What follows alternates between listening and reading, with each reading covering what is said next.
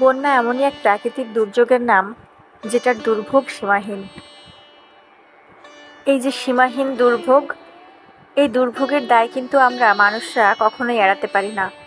দিনের পর দিন আমরা আমাদের নদীমাতৃক দেশের নদী-নালা, খাল-বিলগুলোকে ভরাট করে ফেলছি। পেশাগত কারণে আমরা গিয়েছিলাম বন্যা দুর্গত এলাকায়। মানুষের দুর্ভোগ সীমাহীন। বন্যার দুর্ভোগ আসলে এভাবে বলে বোঝানো সম্ভব নয় কখনোই। আজকে আমি আপনাদেরকে নোয়াখালীর বেগমগঞ্জ উপজেলার একলাশপুর গ্রাম দেখাবো।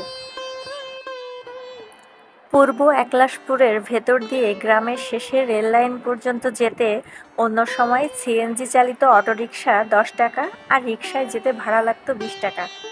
সেই পথ এখন পাড়ি দিতে প্রয়োজন পড়ছে 400 টাকা, কারণ পুরো রাস্তার উপর দিয়ে এখন নৌকা চলাচল করছে। প্রধান সড়ক পেরিয়ে বাজারের গলি ধরে গ্রামের ভেতরের দিকে যাওয়া রাস্তার কোথাও হাঁটু পানি, কোথাও আবার কোমর সমান পানি।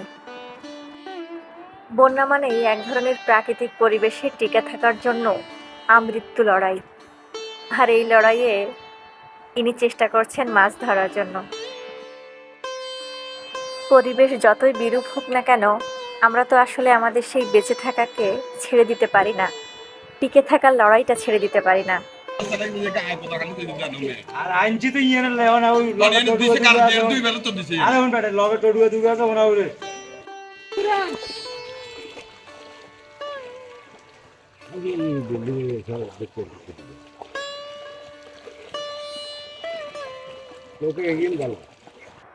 যেদিকেই তাকাই, যত দূর চোখ যায় শুধু পানি আর পানি।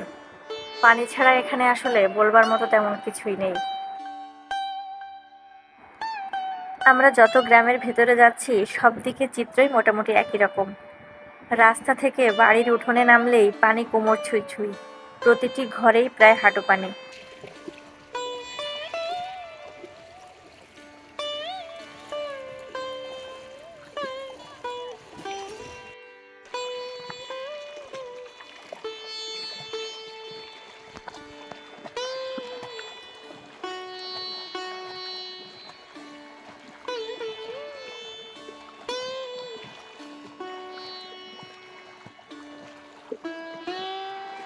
অনেকের সাথে কথা বলে জানা গেল, পানিবন্দী অবস্থায় যারা এখনো বাড়িতে আছেন তাদের কারো ঘরে রান্নার উপায় নেই।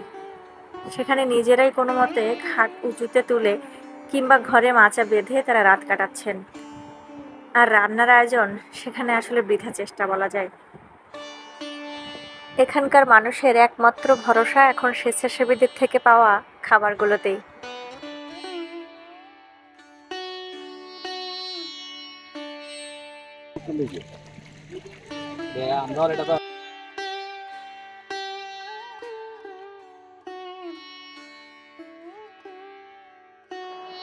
এই পৃথিবীতে আমরা শুধু নিজেদের জন্য আসিনি, একে অন্যকে সাহায্যের মাধ্যমেই আমরা এই পৃথিবীটাকে, আমাদের দেশটাকে অনেক সুন্দর করে গড়ে তুলতে পারি। প্রতিটা বন্যা দুর্গত এলাকার জন্য সারা দেশের মানুষ যেভাবে হাত বাড়িয়েছেন, এমন দৃষ্টান্ত আসলেই বিরল। বাকি বছরের তুলনায় এবছর মানুষের ভালোবাসা দেখে আসলে আমরা সবাই অনেক খুশি হয়েছি। নিজেদের ভেতরে একটা আনন্দ লাভ করেছি যে এভাবেও বন্যা দুর্গতদের পাশে দাঁড়ানো যায়।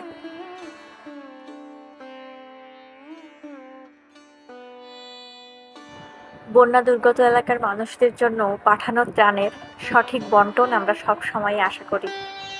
সঠিক বন্টন হলে বন্যা দুর্গত এলাকার প্রত্যেকটা মানুষের মুখে হাসি ফোটানো সম্ভব। বন্যার এই প্রতিকূল পরিবেশে আপনারা যে যেখানে আছেন ভালো থাকুন। দেখা হবে অন্য কোনো দিন।